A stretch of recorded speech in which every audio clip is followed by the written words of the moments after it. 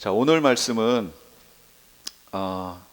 하나님의 의에 이르는 방법이라는 제목으로 같이 은혜를 나누기를 원합니다.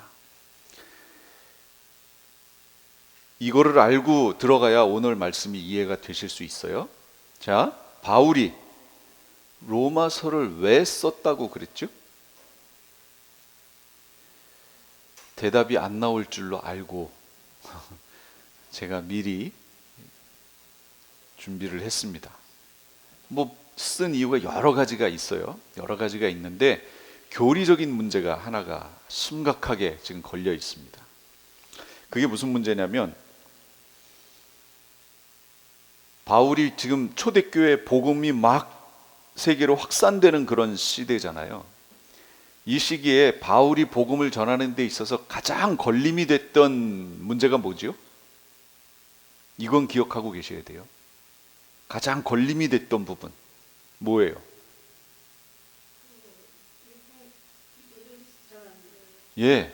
일부 유대인 크리스찬들의 할례를 받아야 이 언약 백성 안으로 들어올 수 있다. 하나님의 의에 이를 수 있다. 하나님 왕국에 들어갈 수 있다. 구원 얻을 수 있다라고 주장하는 것. 이 부분이 걸렸어요.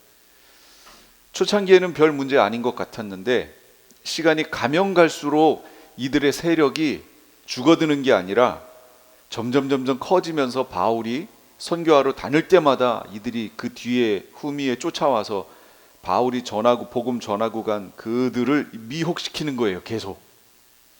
아직 이 단계에서는 바울이 전하고 있을 당시에는 영지주의는 막 태동을 했던 당시예요.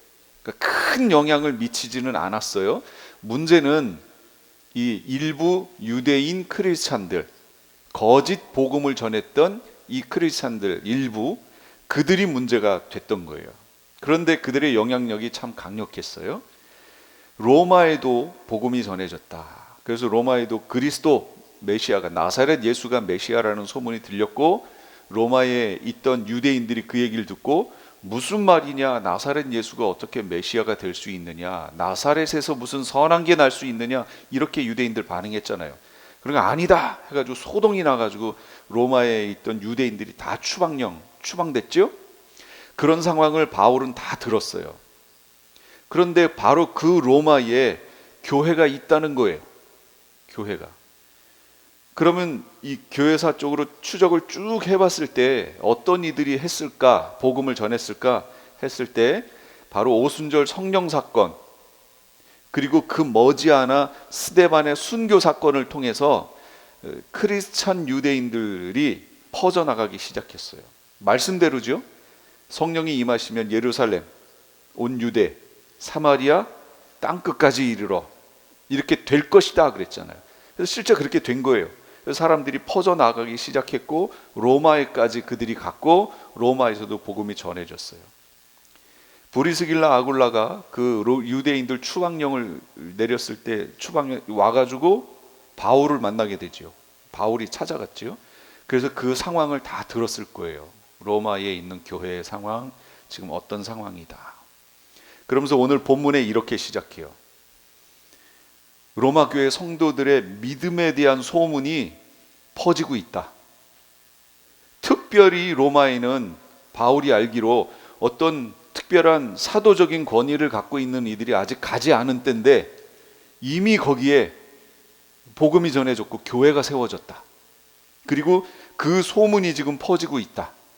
그러면서 바울은 내가 기도할 때마다 이 부분에 대해서 하나님께 감사한다. 자기는 너무 감사한다. 이 부분에 대해서. 유대인들의 소란스러운 방해에도 꾸준하게 신앙생활하는 모습이 전해지고 있고, 실제적인 신앙 리더가 없는 중에도 그들의 신앙생활에 대한 모습이 소문으로 전해지고 있는 것, 이거 너무 감사하다. 하나님이 내 마음을 잘 아신다. 이게 거짓말이 아니다 라는 것을 하나님 아실 것이다. 그리고 또 한 가지 기도한다는 거예요. 또 한 가지는 뭐냐면 로마 교회에 갈 수 있는 좋은 길이 열리기를 자기는 지금 간구하고 있다. 이 두 가지를 지금 기도하고 있다는 거예요. 로마 교회를 향해서. 그러면 바울이 왜 로마 교회를 가려고 이렇게 애를 쓸까요? 5가지 이유가 있어요. 첫째는 신령한 은사를 나눠주고 싶다. 신령한 은사, 그 은사를 나눠줘서 로마 교회, 두 번째는 성도들을 굳세게 해주고 싶다. 굳세게, 신앙에. 자, 그러면 이걸 통해 우리 알 수 있는 게 하나 있죠. 우리의 성도들의 신앙이 굳세지게 하는 방법 중에 하나는 뭐예요? 그렇죠. 신령한 은사를 나눠 갖는 거예요. 그래서 저도 기도하는 거예요. 우리 찬양교회 성도들에게 신령한 은사가 나타났으면 좋겠다. 단순히 이론적인 신앙 말고요, 실제적인 신령한 은사들이, 성령의 은사들이 나타났으면 좋겠다. 여러분, 초대교회 성도들 생각해 보세요. 베드로, 수제자라고 하는 베드로, 아까도 우리 성경 읽기, 공동체 성경 읽기에서 나왔었죠? 뭐예요? 여자아이, 조그만 여자아이가 당신도 같이 있었는데? 그러니까 뭐라 그래요? 나 아니야. 수제자라면서요. 예수님 앞에 바짝 쫓아다녔던 그 수제자라고 불리는 베드로도 나 아니야, 같이 안 있었어. 나중에는 뭐라 그래요? 저주하면서 나 모른다, 이렇게 나가잖아요. 그런데 이랬던 이들이 어떻게 순교를 각오하고 그 많은 사람 앞에서 담대하게 예수님을 외치는 사람이 될 수 있었어요? 무슨 사건을 계기로? 오순절 성령 사건을 계기로. 거기서부터 완전히 바뀌었어요. 우리 찬양교회 성도들도 이 마지막 시대에 정말 순교를 각오해야 살 수 있는 시대가 올 겁니다. 전에도 없고 후에도 없고 개국 이래로 없는 환란의 때가 올 거예요. 그건 성경의 예언이니까 올 거예요. 지금은 아직은 아니에요. 여러분, 전에도 없고 후에도 없는 환란이 여러분에게 지금 닥치고 있어요? 아니잖아요. 그러니까 아직은 아니에요. 이제 머지않아 될 거예요. 그런데 여러분, 트럼프가 국방부 장관을 세우기 위하여 청문회를 했는데 그 국방부 장관이 유대인이 아니에요. 그런데 이 국방장관 청문회에서 이 사람이 노골적으로 얘기했어요. 자기는 저 이스라엘에 제3성전을 세울 거다. 이 트럼프 정권이 있는 4년 안에 자기는 저 이스라엘에다가 제3성전을 세울 거다. 이거에 자기는 힘을 쓸 거다. 이렇게 말했어요. 이게 무슨 얘기예요? 제가 7년 환란으로 들어가는 그 보이는 현상 중에 하나가 뭐라고 그랬죠? 성전 세우는 거라고 그랬잖아요. 성전에 세워지면 들어간다고. 그런데 지금 그들의 계획대로 치면 이 트럼프 정권 4년 안에 그거 세우겠다는 거예요. 그러니까 지금 얼마나 빨리 지금 시대가 지금 가고 있는 줄 아시겠죠. 그리고 유대인들 중에는 여기 미국에, 캐나다에, 특히 미국에 많은데 여기에서 알리야 하지 않고 남아있는 유대인들이 많아요. 반수가 여기 있어요 지금. 그런데 저도 요번에 알았는데 그 유대인들 중에는 초정통파 유대인들이 있어요. 초정통파. 이 사람들은 오실 메시아를 기다리고 있어요 지금. 그래서 저기 중동 지역에 세워져 있는 저 이스라엘은 가짜라고 생각하는 거예요.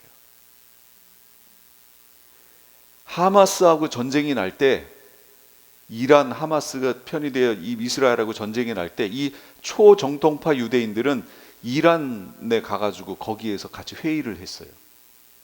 이스라엘을 무너뜨리자고. 초정통파 유대인들이. 이 기독교식으로 얘기하면 근본주의자다라고 얘기하는 거죠. 근본주의자. 그냥 문자 그대로 하는 그들 말하는 거예요. 지금 그러고 있었단 말이죠. 그러니까 저기 이스라엘은 저거 가짜야. 저거 무너져야 돼. 라고 생각하는 무리들. 그 누구냐면 모자 이렇게 털모자 이렇게 된 거 쓰고 여기 요 꼬불꼬불꼬불 머리 내리고 있는, 아시죠? 수염 이렇게 있고 이 초정통파 유대인들이에요. 아주 그냥 골수. 그런데 지금 저기 세워진 저 이스라엘은 가짜다. 저거 아니다. 이스라엘은 메시아가 오셔야 세워지는 거다. 그런데 저기 이미 있다고? 그러니까 저게 가짜야. 그래서 저들을 어떻게든 무너뜨려야 된다. 그래서 반시오니즘을 갖고 있어요. 이 초정통파 유대인들은 저 이스라엘 빨리 무너뜨려야 된다. 그런데요, 놀라운 것은 우크라이나하고 러시아 전쟁 때 거기에 있었던 5만 명 이상이 되는 유대인들이 알리아에서 돌아가 버렸어요. 순식간에. 어떻게 해서 돌아갔어요? 전쟁 나니까 돌아가 버렸어요. 그 다음에 하마스와의 전쟁, 그 다음 팔레스틴과의 지금 이 이스라엘과의 관계를 통해서 전 세계에 반시오니즘이 지금 막 일어나고 있는 거예요. 80초마다 사건이 하나씩 벌어진대요. 반시오니즘 사건이. 그러니까 유대인들이 아주 그냥 곤욕을 치르고 있는 거죠.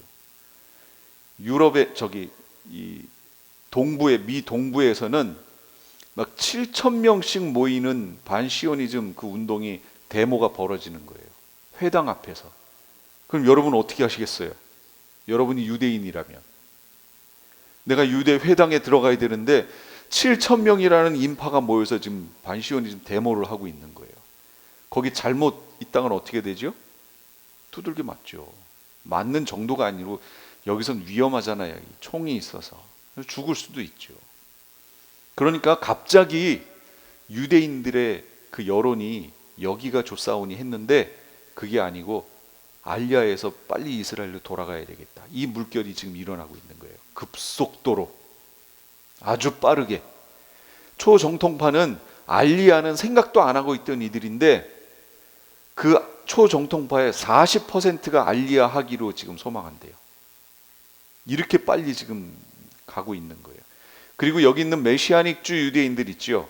메시아닉주 유대인들은 나 이미 메시아 믿는데 뭐하러 이스라엘을 가? 이렇게 생각했다는 거죠. 근데 아니에요. 그들도 유대인들이잖아요. 가야 되는 거예요. 그래서 성경에 하나도 남김없이 다 불러들인다고 얘기하셨잖아요. 지금은 어부들을 불러서 낚는 시대예요. 그런데 요 시대가 이제 지나면 포수들을 불러서 사냥하는 시대가 된대요. 유대인들에 대해서. 그렇게 되기 전에 제가 그랬잖아요. 하나도 남김없이 보내는 방법은 다 데리고 가는 방법이 있고 또 하나 남는다 그러면 여기서 죽이는 방법밖에 없죠. 그러니까 유대인들은 어찌되었건 가야 돼요. 지금. 그래야 주님이 오실 때가 시간표대로 흘러가게 돼 있습니다. 그런데 거기에 발맞춰서 이 트럼프 행정부가 4년 안에 제3성전을 짓겠다라는 계획을 국방장관의 입을 통해서 지금 얘기가 계속 되어지고 있는 거예요. 여러분 시대가 얼마나 빨리 지금 앞에 와 있는지 이해하시겠죠? 이 4년 말고 또 지금 현재 10년을 생각하고 있었다는 거예요. 10년 안에 제3성전 세우겠다. 근데 트럼프 정부가 들어와 가지고 그걸 4년으로 당긴 거예요. 현재 상태가. 상당히 빨라졌다는 거예요. 여러분 이제 긴장하셔야 됩니다. 준비하셔야 돼요. 여러분은 흰옷 입은 무리가 돼야 돼요. 여러분이 준비한다는 건 뭘 말하냐면 흰옷 입은 무리가 되라는 거예요. 그러면 이 흰옷 입은 무리가 누구며 어디서 왔는가 그랬더니 24장로 중에 하나가 뭐라고 그래요? 어린 양의 피에 그 옷을 씻어 희게 하였느니라 이렇게 얘기하잖아요. 그게 뭐라고요? 회개. 여러분 회개하시고 준비하셔야 되는 시대라는 거 꼭 명심하시기 바라요. 이 은사가 우리 가운데 주어져서 이 마지막 시대를 능력으로 여러분 이겨내셔야 됩니다. 정말로. 그래서 우리 교회에 정말 이 신령한 은사가 넘쳐났으면 좋겠어요. 단순히 어떤 현상에 미혹되는 거 이거 말고 마지막 시대는 분명히 그렇게 된다고 그랬어요. 그거 말고 지금 여기서 말하는 건 신령한 은사를 우리에게 나눠줘서 우리가 정말로 신앙 안에 굳세게 서는 거 그거 말하는 거예요. 그렇게 되길 바래요. 그러면서 바울은 뭐라고 하냐면 그로 말미암아 서로 로마에 있는 성도들하고 나하고 바울 자신과 격려를 받고자 한다. 이건 바울이 상당히 겸손한 표현이지요. 바울에게는 다른 이들에게는 없는 신령한 은사가 참 많이 있지요. 정말로 성령의 나타남이 오죽했으면 바울이 쓰던 손수건을 가지고 가서 병자에게 얹었는데 그게 나을 정도로 바울에게는 다른 이들에게는 없는 성령의 나타남이 충만했어요. 그런데 이 바울이 로마에 있는 성도들에게 신령한 은사를 나눠줘서 그걸 보고 당신들도 위로받고 나도 위로받고 격려받고 나도 격려받고 이렇게 하기를 원한다라고 지금 얘기하는 거예요. 그래서 로마 교회를 가고 싶다. 또 한 가지는 로마 교회 성도들에게서 열매를 거두고 싶다. 여기 열매가 뭘 말하는 걸까요? 선교 헌금을 말하는 거예요. 서바나가 스페인 말하는 거지요. 스페인으로 지금 가려고 생각하는 거예요. 지금 바울은. 그래서 로마서 15장 28절에 뭐라고 하냐면 여러분에게 들렀다가 스페인으로 가겠습니다. 이게 바울의 계획이었어요. 그런데 실제로 갔는지 안 갔는지는 몰라요. 그리고 성경에는 없어요. 갔다는 얘기가 없어요. 전승에는 있다고 얘기하는데 성경에는 그게 안 나타나요. 사도행전에도 그러고 그냥 가기 전에 로마에서 순교합니다. 거길 가고 싶다는 거예요. 거기가 땅끝이라는 거예요. 이게 지도인데요. 스페인이 어딘 줄 아시죠? 여기가 스페인이에요. 포르투갈하고 스페인. 지금 이스라엘이 여기에서 복음이 이렇게 가서 여기에서 지금 편지 쓰는 거예요. 로마에 가고 싶다. 근데 나는 여기를 가고 싶다. 계획이.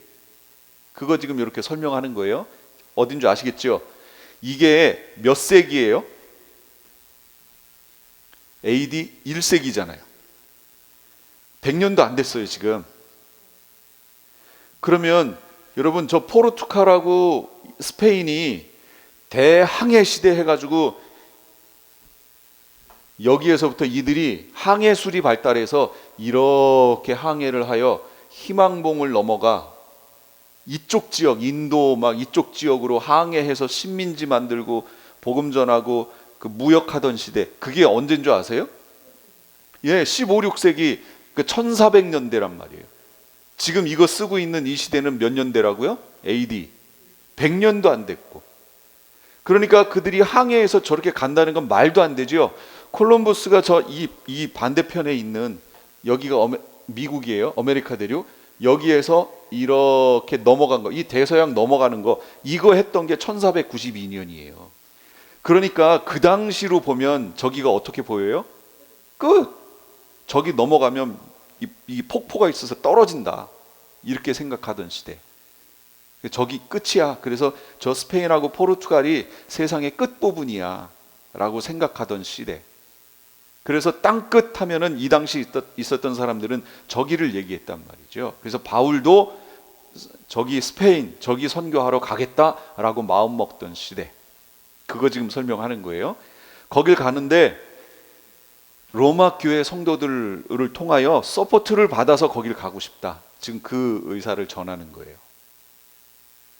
그리고 가장 중요한 거, 로마 교회에 가고 싶다, 로마에 가고 싶다라고 바울이 얘기한 가장 중요한 게 뭐냐면 로마 교회에도 복음을 전하고 싶다.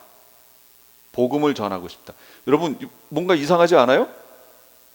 아니 복음이 전해졌으니까 로마에 교회가 있는 거죠. 그런데 왜 로마에다가 복음을 전하고 싶다 이런 얘기를 하지요?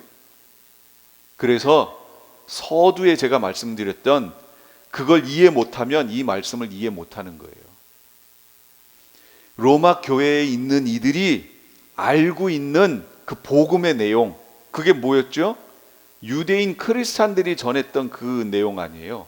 할례를 받아야 라고 하는 내용. 이게 뚜렷하지 않은 거예요. 지금 사도들이 가서 전한 게 아니기 때문에 로마 교회가 그게 뚜렷하지가 않아요. 그래서 바울이 자기가 지금 깨달은 계시를 통하여 알게 된 이 복음의 내용을 전해주고 싶다. 그래서 로마서를 먼저 써서 보낸 거예요. 그 내용을 자세하게.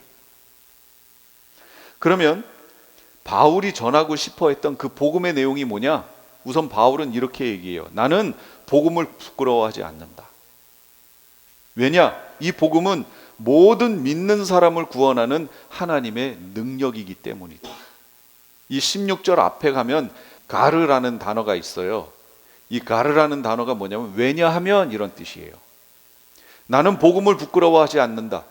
왜냐하면 이 복음은 모든 믿는 자를 구원하는 하나님의 능력이기 때문이다. 그리고 이 복음 속에는 하나님의 의가 나타나 있다. 지금 바울이 이렇게 설명하는 거예요. 이 하나님의 의라는 이 표현이 로마서에 8번 나옵니다. 그럼 여기서 지금 바울이 말하고 싶은 하나님의 의, 이게 뭘까요? 하나님의 의, 하나님이 옳게 여기심, 이 부분을 이제부터 우리가 탐구해 나가야 돼요. 이게 중요한 부분이에요.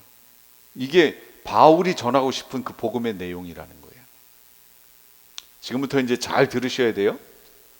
의, righteousness라고 하는 의, 이걸 여러분은 어떻게 이해하고 계시나요? 의, 뭔가요, 의가?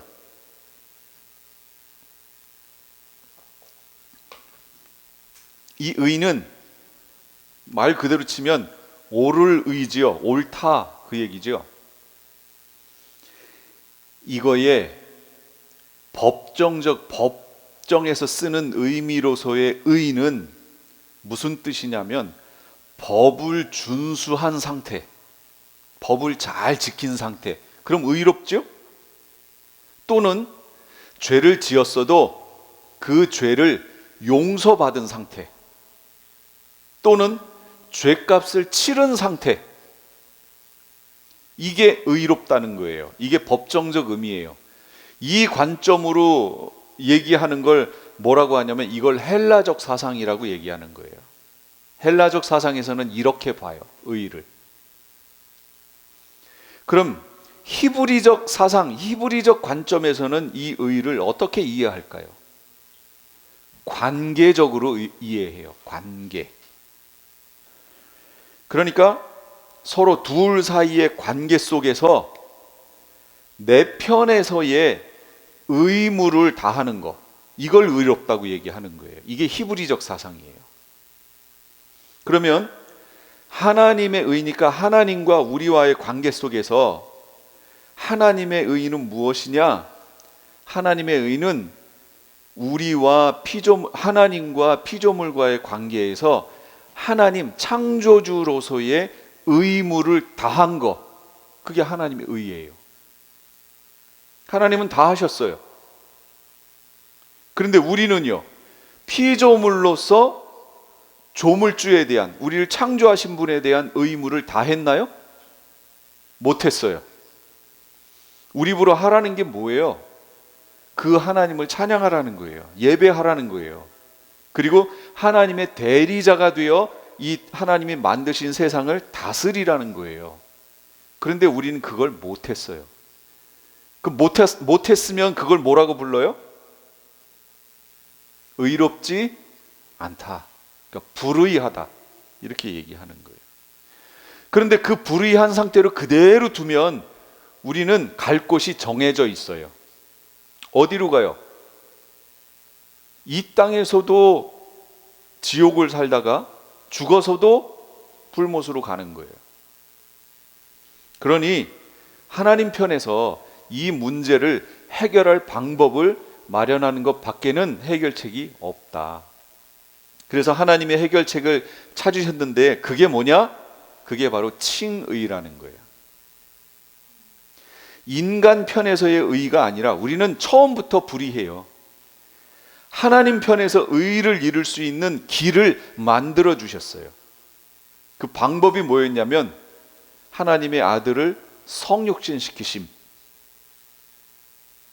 그리고 그 아들에게 정죄하심, 아들을 정죄하심, 그러니까 육신의 죄를 정하시고, 그 다음에 십자가의 죽이심, 대속이지요. 대신 갚아버리심. 그 다음에 첫 열매로서 부활시키심. 거기서 생겨난 하나님의 의를 우리 인간에게 덧입혀 주심. 그게 칭의예요. 덧입혀 주시는 것. 이렇게 하여 우리 스스로의 힘으로는 하나님의 의에 이를 수 없는데 하나님이 칭의를 통하여 우리를 하나님의 의에 이를 수 있도록, 도달할 수 있도록, 또는 그 의를 맛보고 시작할 수 있도록 이 일을 하셨어요. 우리는 이미 시작됐어요. 그래서 하나님과의 언약 관계 안으로 우리는 들어왔어요.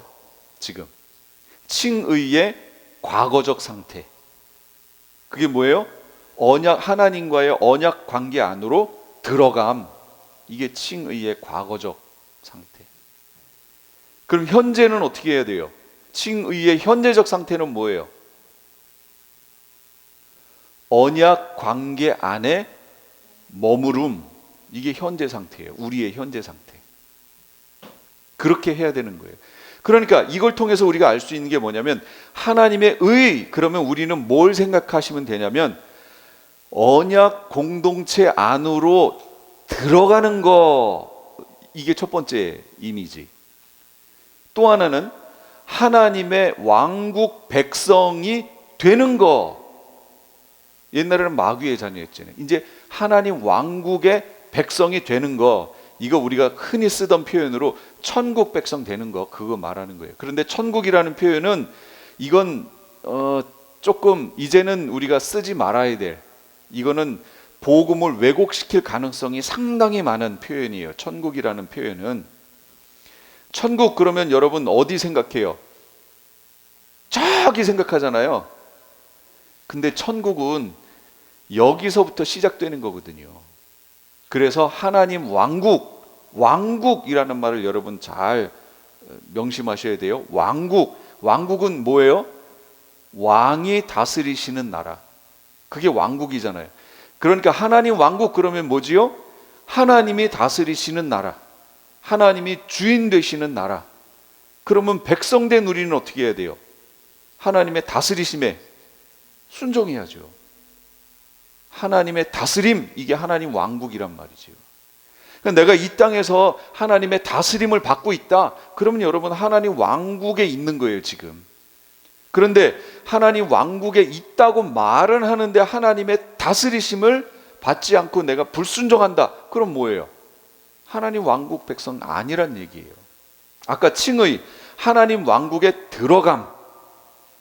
현재적 단계는 왕국의 머무름.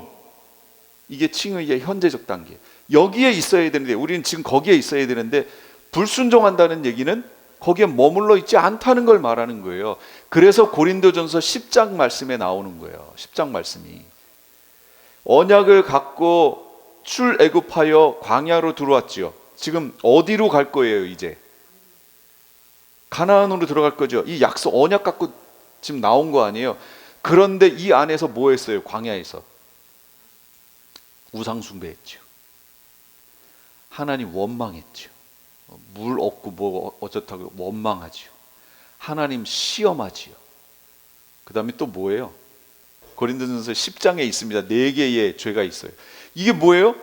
불순종하는 거잖아요. 하나님의 통치를 받지 않겠다는 거예요. 거기에 정면으로 대적하겠다는 거죠. 그러니까 약속은 가지고 나왔는데 약속의 성취를 보지 못하고 광야에서 다 죽어요. 우리의 신앙도 똑같다는 거예요. 우리 칭의의 과거적 단계, 언약 안으로 들어감, 하나님 왕국 백성이 됨, 이 칭의의 과거적 단계, 우리는 지금 다 거기 겪었어요. 현재적 단계, 언약 공동체 안에 머무름, 하나님 백성, 하나님 왕국 안에 머무름, 이거 지금 해야 되는데 그거 하려면 하나님의 통치에 순종해야 된다는 거죠. 이게 지금 우리에게 있느냐라는 거예요. 이게 하나님의 의의 완성인 건데 이걸 잘 생각해 보셔야 돼요. 그러니까 내가 예수 믿었으면 이제 모든 건 다 끝났어. 내가 어떤 형태의 삶을 살아도 구원에는 영향을 미치지 않아. 이게 여러분, 이게 잘못된 거예요. 정말로 잘못된 거예요. 이렇게 신앙을 자신의 구원 교리를 이렇게 생각하고 있으면 그건 반쪽짜리예요. 정말 반쪽짜리. 그런데 안타깝게도 한국 교회의 대부분의 목사님들이 이렇게 지금 강조를 하고 있다고요. 그러다가 마지막 주님 오실 때 되면 이스라엘이 광야에서 신앙 버린 것처럼 다 버려요. 다 버려. 그렇게 가르치면 안 됩니다. 자, 그래서 여기 보시면 그 하나님의 의에 이르는 방법에 대해서 오늘 본문에서 설명해요. 바울이 하나님의 의에 이르는 방법, 다시 말하면 언약 공동체 안으로 들어가서 그 안에 계속해서 머무름, 또는 하나님 왕국 백성, 하나님 왕국으로 들어가 왕국 백성이 되어 그 안에 계속해서 머무름. 이게 우리 쉬운 표현으로 하면 이거예요. 구원받음. 그래서 그 구원받음에서 계속해 머물러 있음, 이거 말하는 거예요. 이렇게 되려면 어떻게 해야 되느냐, 그게 오늘 본문 17절 말씀이에요. 그런데 저는 이 오늘 본문 17절 말씀을 얼마나 많이 읽었겠어요. 여러분도 그러셨고, 복음에는, 개역 개정에는 복음에는 하나님의 의가 나타나서 믿음으로 믿음에 이르게 하나니, 여러분 다 읽으셨죠? 여러분 이 부분 알고 읽으신 거예요? 저는 솔직히 말하면 무슨 말인지 모르겠어요. 솔직히 이 원어를 우리말로 번역은 해놨어요. 그래서 우리말로 읽을 수는 있어요. 복음에는 하나님의 의가 나타나서 믿음으로 믿음에 이르게 하나니. 여러분, 믿음으로 믿음에 이르게 하나니가 무슨 뜻이에요? 이 표현을 여러분 이해하시고 여기 부분을 읽으시나요? 그래서 저도 이 부분을 다시 또 보고 원어로 보고 영어 성경 보고 한글 성경 종류대로 다 보고 그랬더니 그나마 원어 성경에 가장 가깝게 이 구절이 번역된 게 한글 킹제임스더라고요. 제가 읽어드릴게요. 이 복음 안에는 믿음에서 믿음에 이르게 하는 하나님의 의가 계시되었으니 기록된 바 의인은 믿음으로 살리라 함과 같으니라. 제가 원어를 이렇게 보고 해석을 하고 원어의 의미를 알고서 보니까 가장 그래도 가깝게 번역된 게 한글 킹제임스 성경이더라고요. 나머지 성경들은 상당히 의역을 좀 많이 했어요. 우리 새 번역 지금 보고 있죠? 새 번역은 여기 어떻게 얘기했나 보세요. 자, 하나님의 의가 복음 속에 나타납니다. 여기까지는 뭐 문제 없어요. 이 일은 오로지 믿음에 근거하여 일어납니다. 그러니까 원어에 있는 그것 형식대로 표현하지 않았어요. 이것도 원어를 보고 나면 아, 이게 그 의미를 이렇게 지금 썼구나 라고 이해는 할 수 있어요. 그런데 원어의 의미는 아니에요. 그래서 제가 어제 파워포인트에 몇 번을 썼다 지웠다 어떻게 하면 우리 성도님들에게 이 부분을 쉽게 설명할 수 있을까? 원어를 헬라어로 썼다가 그 밑에 한글로 이렇게 해석한 걸 썼다가 지저분해. 또 괜히 또 이거 헬라어 뭐 이거 하는 것 같고 그래서 지우고 이걸 어떻게 하면 우리 성도님들이 이해하시기 쉽게 할 수 있을까? 정말로요, 이거 썼다 지웠다 해서 새벽 5시까지 갔어요. 2시인가에 시작해가지고 어떻게 하면 쉽게 표현할 수 있을까? 그래서 결국은 그냥 이렇게 썼어요. 저기 지금 나와 있는 게 헬라어 순서대로예요. 단어 순서대로.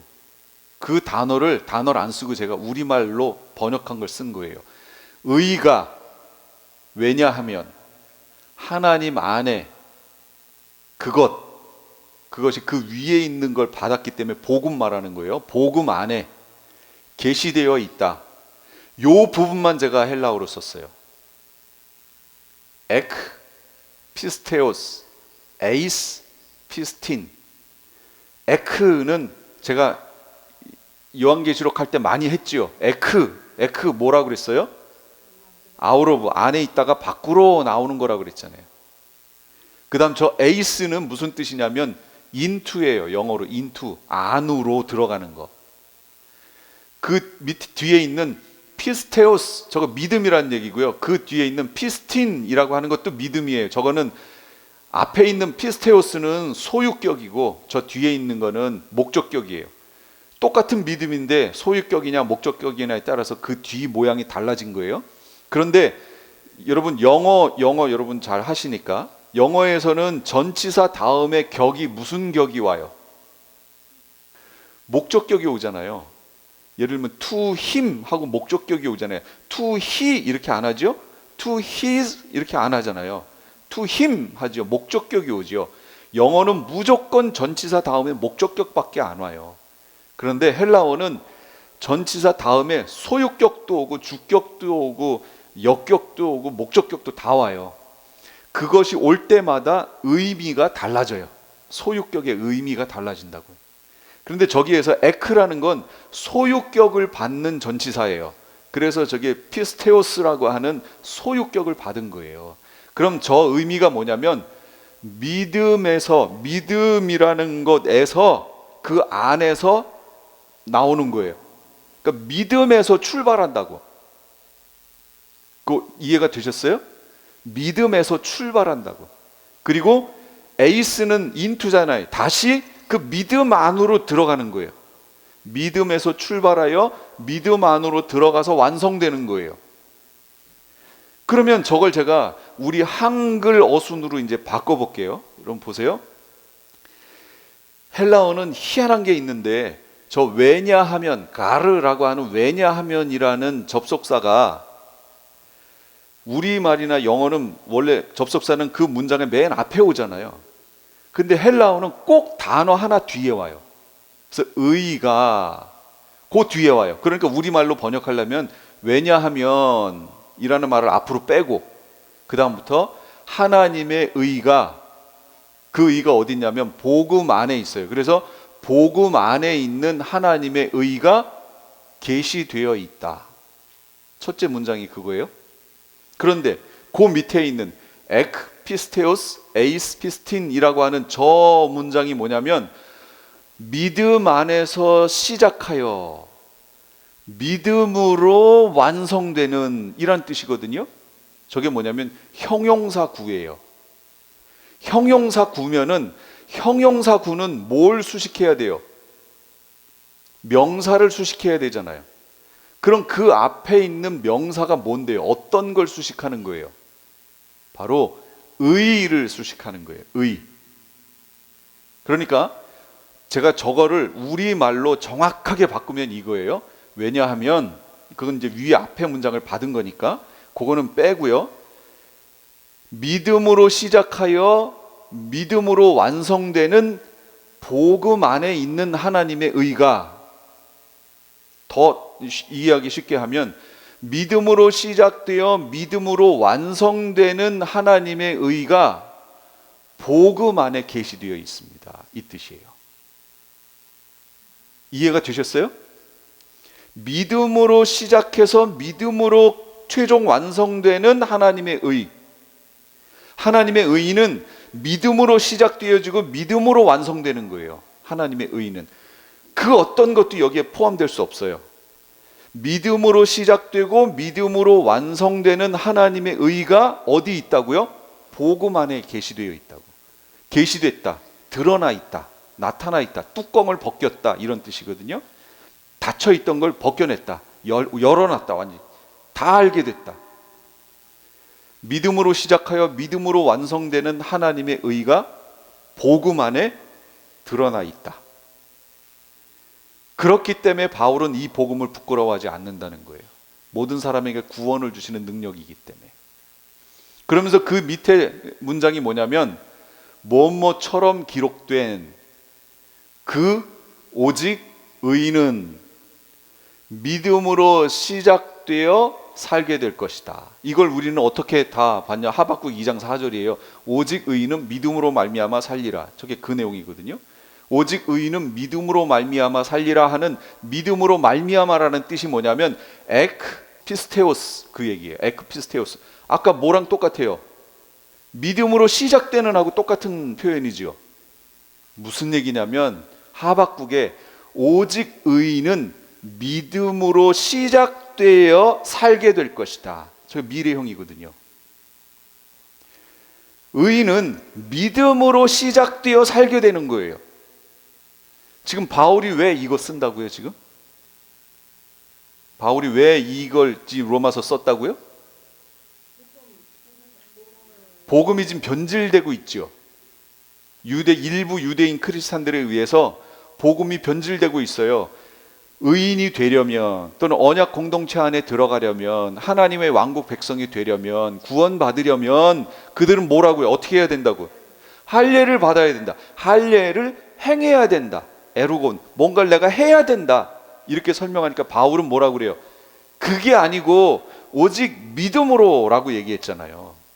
그거 지금 설명한 거예요. 오직 의인은 믿음으로 시작되어 앞으로 살게 될 것이다. 이게 원어의 의미예요. 그런데 우리말로 번역한 게 틀린 건 아닌데 오직 의인은 믿음으로 말미암아 살리라. 그럼 제가 지금 설명한 거하고는 약간 의미가 다르잖아요. 그리고 그 위에도 복음에는 하나님의 의가 나타나서 믿음으로 믿음에 이르게 하나니, 이러면 저 원어가 주려고 하는 그 이미지가 아니라는 거죠. 그래서 그걸 다 살려서 표현하면 이거예요. 믿음으로 시작하여 믿음으로 완성되는 하나님의 의가 복음 안에 계시되어 있습니다. 기록된 것처럼 오직 의인은 믿음으로 시작하여 살게 될 것입니다 라고 기록되어 있습니다. 이렇게 해석해야 된다는 거죠. 이게 저 로마서 1장 17절을 해석하는 그 내용이에요. 저는 이 부분을 그렇게 아주 그냥 애를 쓰면서 원어에서부터 이걸 공부하기 전에는 사실 좀 걱정했어요. 이 부분이 본문이 딱 잡혀서 믿음으로 믿음에 이르게 한다는데 믿음으로 믿음에 이르는 게 대체 뭘까? 믿음으로 믿음에 이른다고? 이게 무슨 표현일까? 하고 되게 사실 저는 힘들어 했거든요. 그런데 여러 가지 것들을 보다가 원어로 가서 보니까 이게 그거구나. 믿음으로 시작하여 믿음으로 완성된다는 의미구나. 뭐가? 하나님의 의가 믿음으로 시작해서 믿음으로 최종 완성되는 것, 그게 하나님의 의구나. 이 하나님의 의를 하나님이 우리 가운데 주셨구나. 나는 의가 없는데 하나님이 주셨구나. 뭐예요 그러면 이 하나님의 의는? 결과적으로 하나님의 은혜. 은혜, 하나님의 은혜. 나에게 일어난 이 일련의 모든 사건, 이거 다 뭐라고요?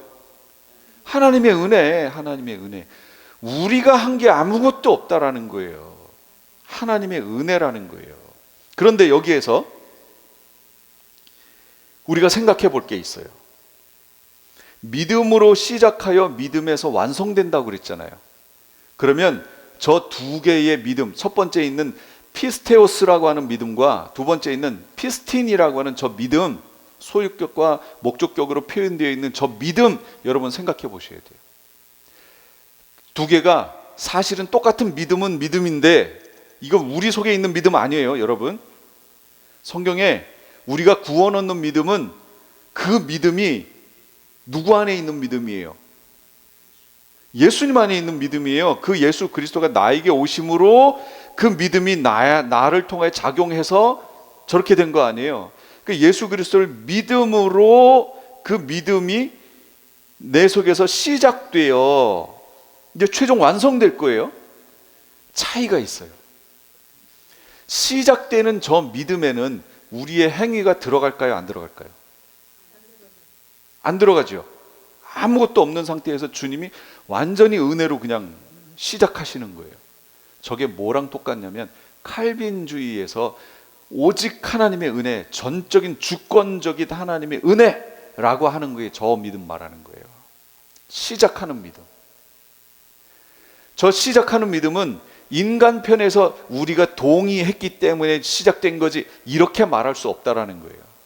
저건 전적인 하나님의 택하심과 예정하심과 우리에게 거부할 수 없는 은혜로 주신 그 은혜를 통해서 시작되는 거예요. 저 부분에 대해서는 칼빈주의가 잘 설명했어요. 정말 잘 설명했어요. 알미니안주의는 저 부분에 대해서 어떻게 설명했다고요? 알미니아는 선행적 은총을 하나님이 먼저 주셔서 저걸 내가 받아들일 수 있도록 또는 거부할 수 있도록 그 상태까지 만들어 놓으셨다는 거예요. 이게 선행적 은총이에요.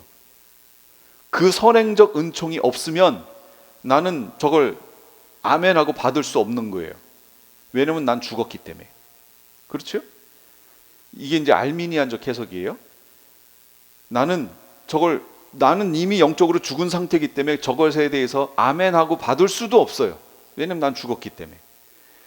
그런데 어떻게 내가 아멘하면서 저걸 받을 수 있느냐? 내 의지로 하나님이 선행적 은총을 먼저 주신다. 그래서 그 은총에 의해서 내가 이걸 아멘으로 받을 건지 노 할 건지를 내 의지로 선택하게 된다. 그래서 다행히 자기 의지로 선택하면 그 구원이 자기에게 임하는 것이다. 이게 알미니안적 관점이에요. 요건 아닙니다. 아니에요. 선행적 은총이라는 게 없어요. 성경에. 그런 건 없어요. 뭐냐? 우리는 이미 죽었어요. 반응할 수 없어요. 그런데 어느 날 바람이 불어서, 지금 우리 바람 불어서 저기 텐트가 아주 난리가 났는데 바람이 불어서 텐트가 저렇게 됐어요. 여러분, 저 텐트를 보는 순간 여러분 뭐 생각하실 수 있어요? 바람이 불었구나. 여러분 바람 봤어요? 못 봤죠? 못 봤는데 저걸 딱 보는 순간 어마어마한 바람이 불었구나. 알 수 있지요? 그것처럼 우리는 하나님을 선택할 능력이 없는데 하나님의 성령의 은혜가 어느 날 확 불어서 내 속에 성령이 확 훑고 지나갔는데 나에게 나타나는 현상이 뭐예요? 아멘. 받아들이더라는 거죠. 아주 그냥 적극적으로 거부하던 그 은혜에 대해서 내가 어느 날 아멘 하고 있는 거예요. 이거 하나님의 전적인 은혜라는 거예요. 이게 시작되는 믿음에서 이걸 말하는 거예요. 그러면 완성되는 믿음에는 행위가 포함될까요? 안 될까요? 완성되는 믿음 포함이 됩니다. 여기에는 바울 서신의 후반부가 나오는 거예요. 이제부터. 그런데 우리는 아직 거기까지 안 갔기 때문에 바울은 행함이 아니고 믿음으로라는 걸 주장을 계속 지금 하고 있잖아요. 그러다 보니 행함이라는 단위, 에르곤이라고 하는 헬라어, 그 단어를 사용하지 않아요. 왜요? 그거 사용하면 지금 유대인 크리스찬들하고 똑같이 돼버리니까 표현이, 그러면 중첩되면 혼선을 주잖아요. 복음에 대한. 그렇기 때문에 바울은 에르곤이라는 단어를 사용하지 않아요. 대신 여러분 로마서 12장부터가 그런 내용들인데, 이 시대를 본받지 말고 어떻게 하라고요? 분별하라고. 그리고 이 삶을 백성답게 살으라고. 살아있는 산제사 드리라고. 순종하라고. 이런 식으로 말을 해요. 이게 바울의 어법이에요. 행함이라는 단어를 직접적으로 쓰지 않고 그 행함이라는 표현들을 그렇게 쓰는 거예요. 산제사를 드려라, 순종해라, 이런 표현들. 그런데 여러분 야고보서 보시면, 야고보서는 바울 서신보다 먼저 쓰여졌습니다. 먼저. 그러면 야고보는 이런 문제, 바울이 지금 당면한 문제를 당면했었을까요? 야고보는 안 했어요. 그래서 야고보는 행함과 믿음을 그냥 사용하면서 설명할 수 있었던 거예요. 그래서 야고보에는 이게 정확하게 나옵니다. 그래서 지금 이 시대는 야고보가 얘기하는 에르곤으로 우리 이해해야 된다고 제가 계속 얘기하잖아요. 야고보서 2장 17절에 뭐라고 얘기하냐면, 이와 같이 행함이 없는 믿음은 그 자체가 뭐라고요? 죽은 거라고. 행함이 없는 믿음은 그 자체가 죽은 거다라는 표현을 야고보는 쓴다고요, 지금.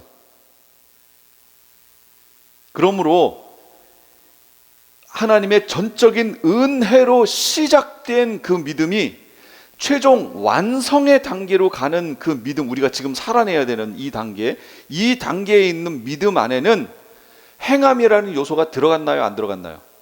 들어가 있어요. 이 부분이 중요하다는 거예요. 이 부분을 여러분 빨리 이해를 하고 봐야 된다는 거예요. 그런데 제가 지금 얘기하고 싶은 이거예요. 하나님의 백성들은 오직 하나님의 은혜로 시작하고 하나님의 은혜로 살다가 하나님의 은혜의 결과에 동참하게 되는데, 그렇죠?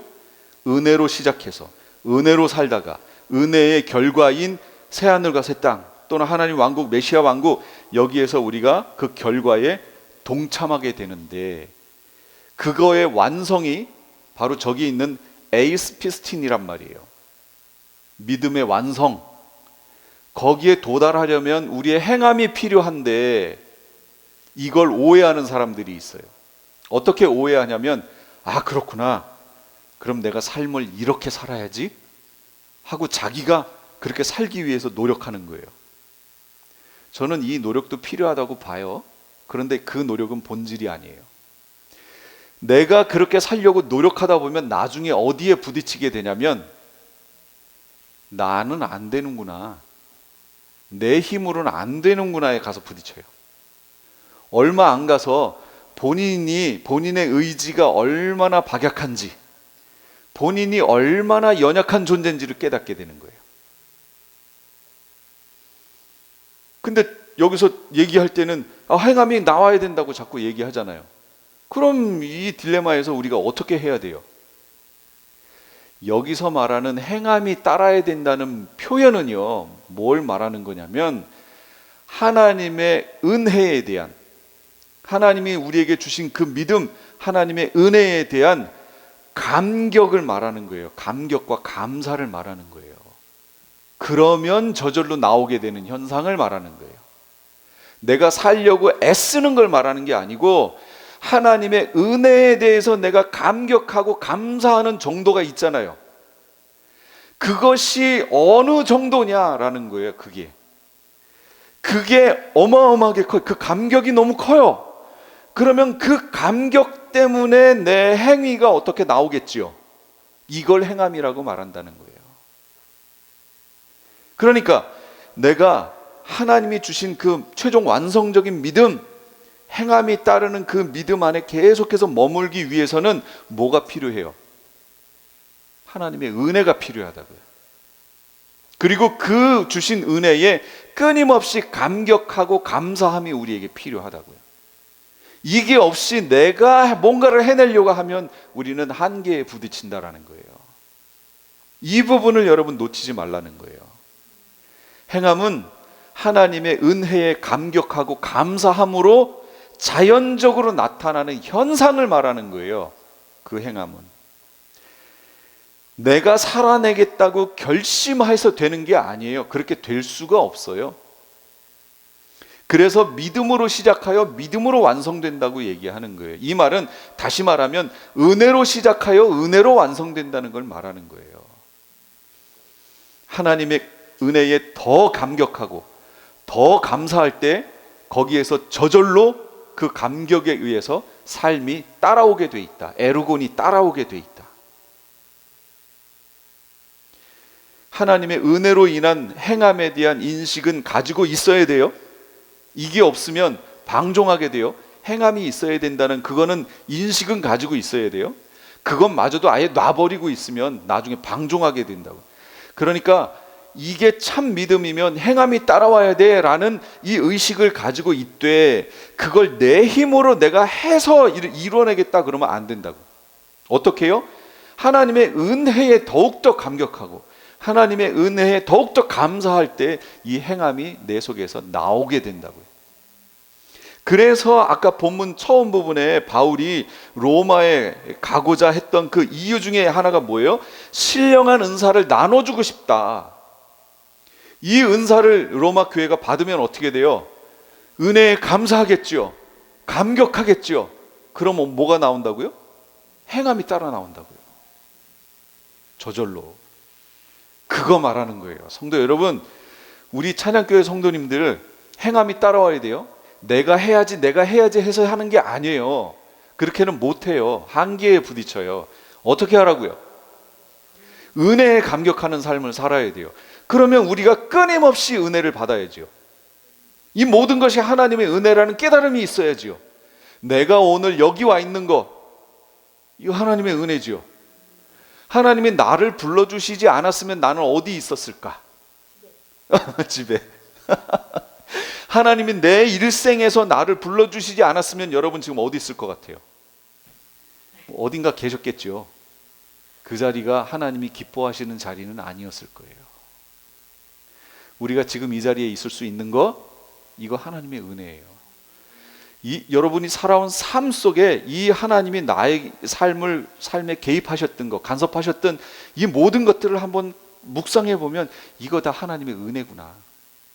그 은혜가 나에게 감격되어질수록 삶으로 우리는 나타나게 돼 있어요. 그게 에르곤이에요. 행위라는 거예요. 행위는 그렇게 만들어가는 거예요. 그러니 여러분, 지금 우리는 결단하자는 얘기가 아니에요. 은혜를 받자는 거예요. 은혜를 깨닫자는 거예요. 하나님이 주신. 그래서 하나님께로부터 오는 더 큰 은혜에 취하는 우리 성도님들 다 되시기 바랍니다. 그래서 마지막 시대를 승리하는 우리 성도님들 되시기 바랍니다. 기도하겠습니다.